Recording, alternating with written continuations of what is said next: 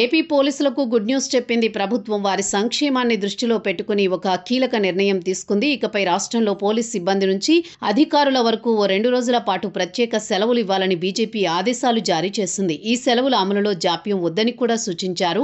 ఈ మేరకు ఆదేశాలు జారీ చేశారు. సాధారణంగా పోలీస్ శాఖలో సెలవులు ఉండవు, ప్రత్యేక పండుగ దినాలుండవు. ఏ సమయంలో అయినా డ్యూటీ చేయాల్సిన అనివార్య పరిస్థితి ఉంటుంది. ఇప్పటికే వారికి వారాంతపు సెలవులు ఇవ్వాలన్న డిమాండ్ ఉంది. కానీ అది అమలుకు నోచుకోవడం లేదు. ఈ పరిస్థితుల్లో 2 ప్రత్యేక దినాల్లో మాత్రం వారికి సెలవులు ఇవ్వాల్సిందే అని సాక్షాత్తు రాష్ట్ర డీజీపీ ఆదేశాలు ఇవ్వడం విశేషం. పేరుకే పోలీసులు, ప్రభుత్వ ఉద్యోగులు, కానీ మిగతా ఉద్యోగుల మాదిరిగా వారికి సెలవులుండవు. తమ కోర్కెలు తీర్చుకునేందుకు ప్రభుత్వాలపై ఒత్తిడి పెంచేందుకు యూనియన్లు కూడా ఉండవు. అర్ధరాత్రైనా అపరాత్రైనా శాంతి భద్రతల దృష్ట్యా డ్యూటీకి వెళ్లాల్సే ఉంటుంది. దీంతో ఆయా కుటుంబాల్లో అసంతృప్తి ఉంది. దీనిని గుర్తించిన రాష్ట్ర ప్రభుత్వం పోలీస్ అధికారి సిబ్బంది వారి పుట్టినరోజు, పెళ్లిరోజు వంటి ముఖ్యమైన రోజుల్లో ప్రత్యేక సెలవులు ఇవ్వాలని ఉత్తర్వులు జారీ చేసింది. కానిస్టేబుల్ స్థాయి నుంచి అన్ని ర్యాంకుల పోలీసులకు ఈ సెలవులు వర్తింపజేయాలని కూడా పేర్కొన్నారు. రాష్ట్ర వ్యాప్తంగా అన్ని జిల్లాల ఎస్పీలకు, ఇతర పోలీసు విభాగాలకు ఈ ఉత్తర్వులు అమలు చేయాలని డీజీపీ హరీష్ కుమార్ గుప్తా ఆదేశించారు. అత్యవసరమైతే తప్ప పోలీస్ సిబ్బంది కోరినప్పుడు ఈ సెలవులు తప్పనిసరిగా మంజూరు చేయాలని